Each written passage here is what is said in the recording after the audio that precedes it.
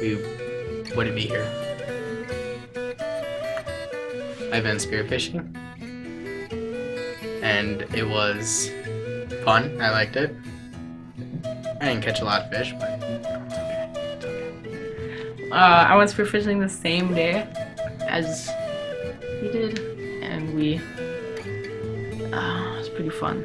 We got to sit around a fire after done spearfishing. But when we did go spearfishing, I was the one that caught the most fish. I caught the second biggest fish.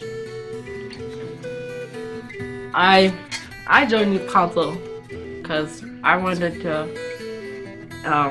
make a change in our community involving our youth. I joined it, 1, because of my mom and me, and 2, because I did want to make a change to our community. There is some problems in our community with the youth, like drug use, alcohol use, and stuff like that. And it provides a lot of opportunities, like to go spearfishing a lot, because we can actually provide activities for the youth and ourselves to go out and do stuff like that. So it's actually pretty cool. I went out to the task force meeting, and of course Cliff was there, and I learned a lot. Like they're talking about wild ricing and what would happen if our water was polluted and we wouldn't be able to do a lot of our wild ricing.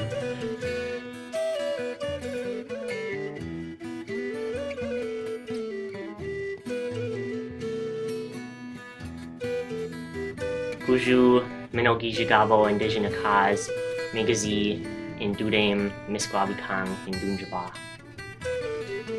Buju Nijote Indigenicas Name Nindode and Misquabikang and Dujaba. Buju Nij Anishinaabe Nijinini Indigenicas Migazi Indudam Misquabikang and Dujaba. Well, water for me is a huge thing because in my activities, in my cultural activities, water is a big thing. Like when I go ricing, I'm able to get out on the water in a canoe and get food and bring that back to my family, my community. And when I go spearing, the fish are in the water, obviously. Water is almost everything to the Anishinaabe. We are around Lake Superior, so we have to use the water for our fish, ricing. Water means everything. Water is life. Well, first time I went ricing was 2015. And it was really fun. We went out with a bunch of Anishinaabe people, and we brought some canoes, and we all went on to this lake. It was amazing. There's rice beds everywhere. We got the rice. My dad taught me. It took me about 5 minutes to get used to it. And there was spiders everywhere and ladybugs. But other than the bugs, it was a pretty fun time. So the first time that I went ricing was 2015 as well. And we went to Pakwewang, inland lake, and I went with my younger sister Sophie, and then my mom was also with.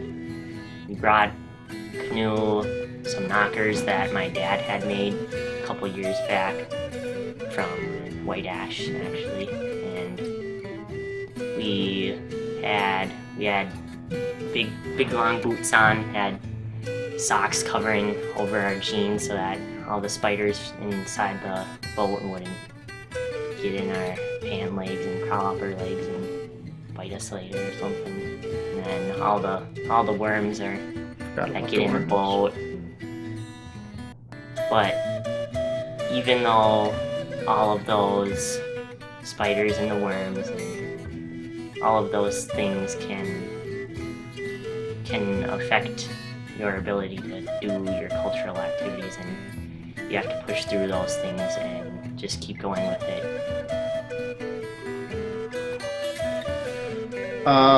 If the water was polluted, then we wouldn't be able to like swim in Lake Nesbitt. We wouldn't be able to hear the loons in the morning. We wouldn't be able to fish for bass. And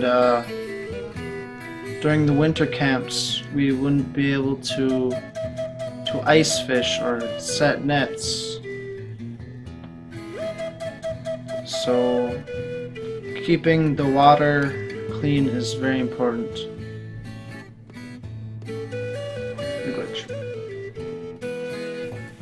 I think that water should be protected because if we lose the water, that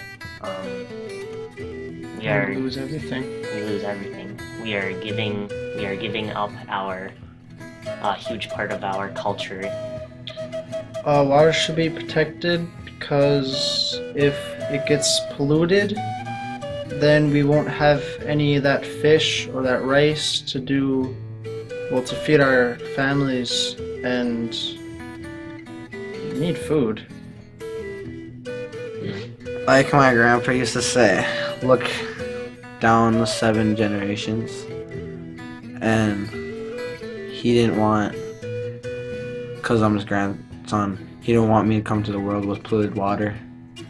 And he said, why would you want your grandchildren to not have clean water?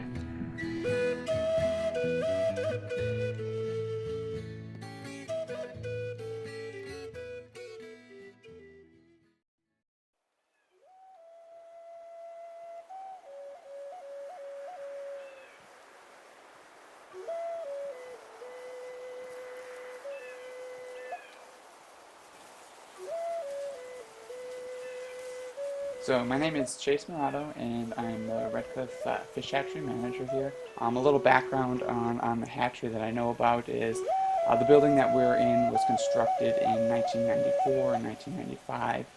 We primarily deal with coastal brook trout and walleye. Those are 2 of the species of fish that are important to the people of this area. So what we do here at the hatchery is actually more of a put and take thing, where we'll put more fish in the Lake Superior on the reservation shoreline, so that whether it be our home use fishermen or some of the other people, the sports fishermen around the area that like to come and fish these fish in this area, we'll actually put those fish in there so they can take those fish out and supply them to their families or other community members that are looking for those fish. We deal with the walleye that are speared out of the surrounding lakes in the ceded territory. Our tribal fishermen actually go and spear the fish, and then we're down there at the boat launches, and we'll collect the eggs and we'll fertilize the eggs on site, and we'll bring them back to our hatchery. And what we'll do here is we'll raise those fish up to an extended growth size, and then we'll put those fish back out in the lakes that they actually came from.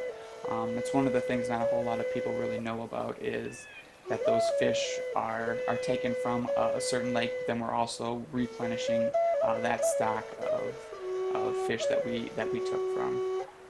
What we do here in the hatchery for the brook trout is a little bit different. We have our own what we call a brood stock. So what we'll do is we'll hold some fish for about 6 to 7 years, and throughout that 6 and 7 years we will actually take those eggs from those fish and bring them over to our production building, and we'll hatch the fish out here on site, and then we will raise them for another 15 to 18 months, and then we'll release them along the shoreline, and that's where we get our brook trout, and that's where we put those fish back. We actually just installed a partial recirculating system in our hatchery, so instead of just letting it go through the tank one time and out, we actually wanted to reuse some of that water so that we're being stewards of the land and making sure that we're not using more than what we need, and just making the best use possible of that resource that we have. So one of the things that we also do in this department is we work with the fishery in Lake Superior. One of the things that we'll do is we'll set assessments, and what it is basically setting gill nets in different locations, whether it be historic spawning sites or current spawning sites for lake trout and whitefish and Sisquet.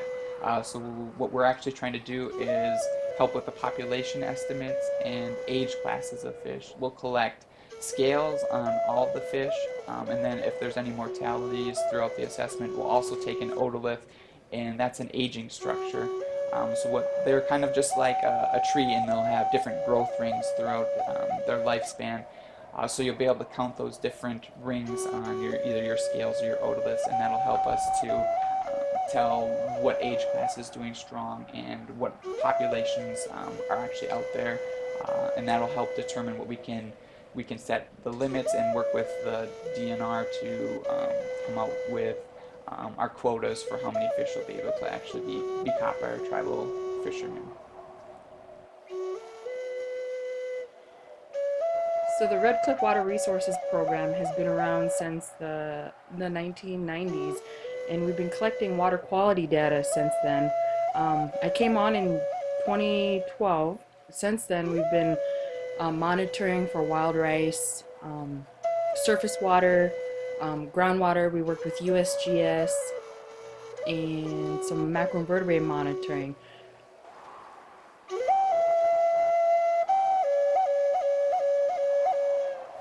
I think to begin with, it's essential to recognize that water is a basic human right, which includes the right to life. Water is an important substance on this earth. Where there's water, you're going to find life. All plants and animals, we depend on it. So when thinking about water, there's three components to take into account. There's the scientific component, traditional ecological knowledge, and also economics. And there's no one category that's more important than the other, but they're all interrelated. Working for the Red Cliff Water Resources Program, I feel that it's our job as staff to help facilitate dialogue between traditional ecological knowledge and also science. I believe with the integration between those two categories, we're going to have informed management decisions that will help protect and keep our waters here pristine. I think the relationship that Indigenous peoples have with the land and water is important to cultural identity, vitality, and resilience for the past, present, and future.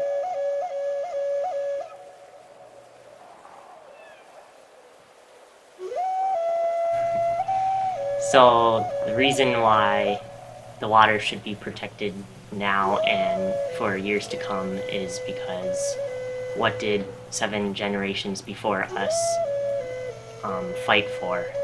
They didn't fight for us just to give up and not fight at all to the water being protected. So they fought, we should fight, and 7 generations ahead should fight as well. I mean,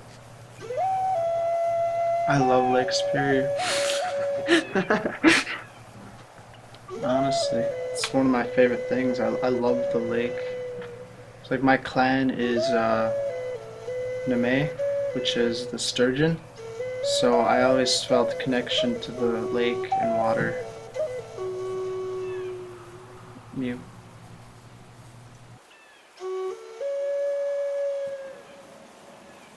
Those things that we talked about, the water, it's a very important part of our life because it's a part of us.